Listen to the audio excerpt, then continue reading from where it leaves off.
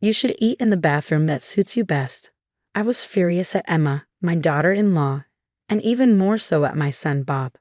I couldn't forgive them for neglecting my dear father. They better be prepared. What happened?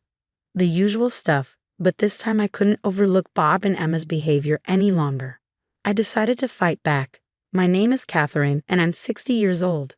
My family includes my 80-year-old father and my 40-year-old son, Bob. Originally, Bob lived with my husband and me, but after my mother's passing, my father was left alone. We decided Bob should move in with him, which was comforting since that house was where I spent my childhood.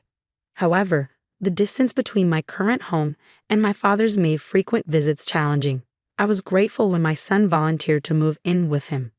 "I'm worried about Grandpa, and I wanted to try living somewhere else," Bob said. He had never moved out before, even commuting to college from home, and probably longed for independence. "Thank you, please take care of Grandpa." I entrusted my father to my son. At that time, Bob was 40 and still single. I hoped he would find someone special soon, and that wish came true. 6 months after Bob started living with my father, he called me. "What's the matter?" "I'm getting married," he announced, catching me completely off guard. There had been no sign of a girlfriend, so this sudden marriage was a surprise. "When did you start seeing someone?" "I met her through a friend soon after I started living with Grandpa. She's a really nice person," Bob reassured me, and I felt relieved. Then came the day of the family meeting. My husband James and I participated. "Nice to meet you," I greeted Emma, who was to be my son's wife. "Hello, I'm Bob's father," my husband followed.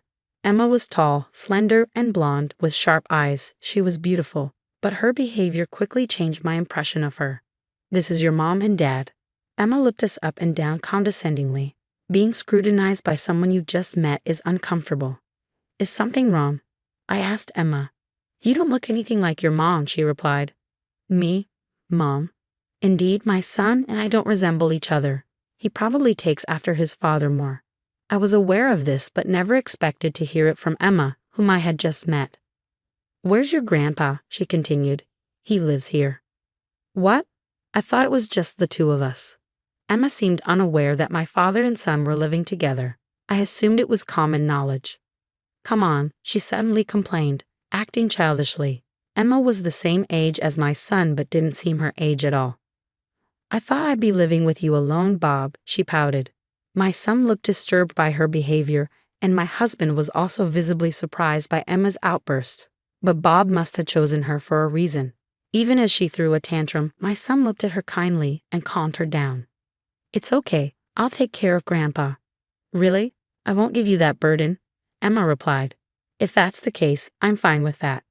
Emma seemed convinced by my son's words. However, I couldn't forget her earlier behavior. Was she ignoring us, or did she simply not see us? Either way, it seemed like she only had eyes for my son. In a way, it was sweet, but as her future mother-in-law, I was full of worries. Could I get along with her? Our first impression was so overwhelming that I found myself disliking Emma despite just having met her. My husband later admitted he felt the same way. "Will everything be okay?" I asked, worried. The problem wasn't just with Emma. I was also concerned about her living with my father. Clearly, she was reluctant to live with him. Despite my son's willingness to care for my father, I feared Emma might be cold towards him. Even during the family meeting, she barely spoke to me and seemed distant. The same with my husband. I'm not just worried about myself, but mostly about my father. I usually don't visit often, but now I know I should check in regularly. I made a promise to myself to do that. There was no news from my son and Emma for a month after their marriage. I thought my son would contact me if there were any problems. But so far, there's been no word. I assumed this meant things were going well. So I decided to leave them be. Above all, I wanted to avoid any interaction with Emma. Then one day, Bob and Emma suddenly returned home. Emma looked visibly upset. "What happened?" I asked. "I just don't get your dad," Emma snapped.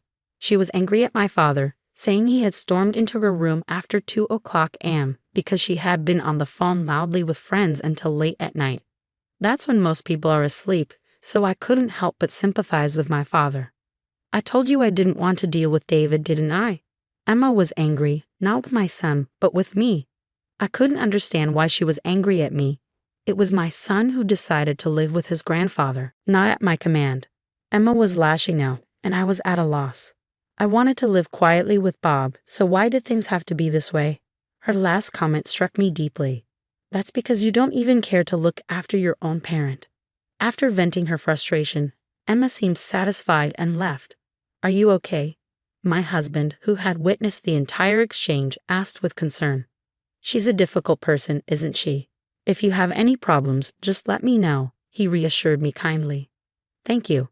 In my nearly 60 years, this was the first time someone younger than me had blamed me so harshly. Of course, I would apologize for mistakes at work, but Emma's accusations were blatantly unreasonable. This wasn't how a daughter-in-law should treat her mother-in-law. I knew I should care for my father as his daughter, but he wanted to remain in the house filled with memories of my mother and me. He was still capable of taking care of himself, and moving him forcibly didn't seem right. This decision was made after much thought, and Bob agreed to live with him. I didn't think Emma had any right to interfere. This incident made me even less inclined to interact with her, though avoiding her proved difficult. One day, Emma showed up at my house alone, without Bob. It was the first time she had visited by herself, and her refusal to even address me by name irritated me further. I wondered if Emma lacked basic manners. What's going on? I asked, reluctantly stepping outside. Emma looked at me with distaste. Oh, you are here, she said, as if annoyed. Then she started yelling at me. This is all your fault. My fault. Yes, I married Bob thinking we would live together. So why do I have to live with David too? She was still holding a grudge about my father. I asked Emma, isn't Bob taking care of my father? He doesn't look after him at all and leaves everything to me. It's ruining our married life, she retorted. She glared at me. It's all because of you.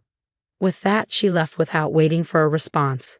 I wanted to explain to Emma that my father wanted to stay in his house, but it seemed pointless. Emma wasn't willing to listen, and anything I said would be met with resistance. The situation made me want to avoid Emma even more. But I was concerned about my son not caring for my father. Worried, I decided to visit my father's home after a long time. Even though he could take care of himself, I wanted to see if Bob was really looking after him. 2 years after Bob and Emma got married, they had a child, my grandchild. I decided to visit for Christmas, excited to meet my first grandchild. But now, it seemed like my father was being put on the back burner. I couldn't forgive Emma for treating my father like a nuisance. Finally, the day came for my visit. It had been 6 months since my last one. I'm home, I said. Emma greeted me with an unmistakably displeased expression. I was used to her attitude by now. It probably wouldn't change. I went straight to my father's room only to find it had been converted into a nursery. Had they given up his room for the grandchild? Stepping outside, I saw my father in the garden. What are you doing out here? I asked. Why was he sleeping outside in the cold? Emma then brought some food. Here's today's portion. Eat in the bathroom, as usual. I was shocked by her words. Why was my father eating in the bathroom? It's the usual thing, my father answered. Emma was treating him terribly. He had to eat in the bathroom and sleep outside. It was as if he wasn't even considered a person. I was also angry at my son for not speaking up. If this was the usual treatment, it meant my son was also failing him. This was unforgivable. I decided to confront both my son and Emma. I tried to persuade my father to move in with us, but he shook his head. This house has memories, he said. I expected this but insisted he should come live with us. It's not good to stay here anymore. Come live with us. I will never make you feel this way again, I said. It took time, but eventually my father agreed. I felt sorry for him, but it was the only way to retaliate against my son and his wife. So my father moved in with us. My husband gladly accepted him. I hoped David could understand our decision. I was deeply grateful for my husband's kindness. When I told my son and Emma about my father moving in with us, they responded with indifference. Is that so? They said. Emma seemed relieved. Just imagining her face made me angry. This was the start of my real retaliation. One day, after returning from a visit to Emma's parents' house, my son found his house had been demolished. What's going on? He asked, confused. The house where he had been living was now a vacant lot. I called him to our house. Why are you calling me out of the blue? He asked angrily. I needed to explain the situation. Hearing my story, he became even angrier. Why did you demolish the house without telling us? Well, You don't mean Dad, right? What does Grandpa have to do with this? I reply firmly. I don't want you and your wife taking over the house filled with memories. You're neglecting Dad, aren't you?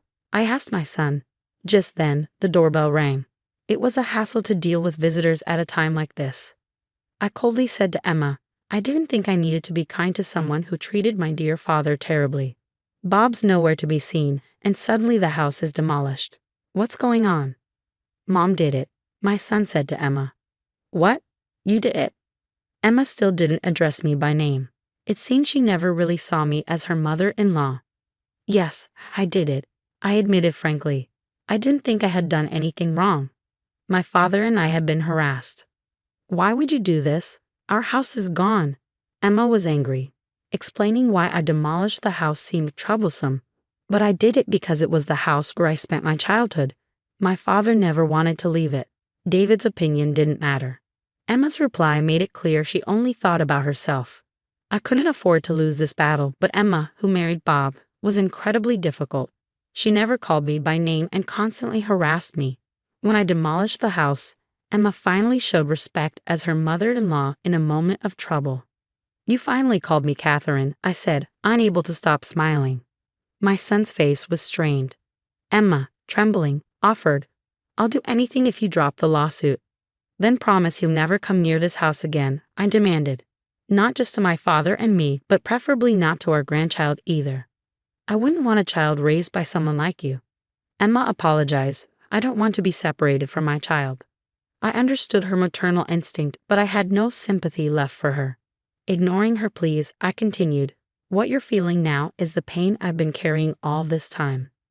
Emma looked startled, perhaps finally realizing the weight of her actions. Turning to Bob, I asked, Do you still intend to stay married to someone like this? I looked at my son, who had been silent. Could he really be okay living with someone as unpleasant as Emma? Bob, you've been part of the harassment towards Dad, just like Emma. No, that's not it, Bob suddenly protested. I was always being ordered around. Ordered around by whom? I asked. Emma told me to feed Grandpa in the toilet and to keep him out of the house as much as possible, Bob confessed. I glared at Emma. She had threatened to take all his money if he didn't obey her. How could you? Emma objected. I sighed deeply, exasperated with Emma. Did she not love my son at all?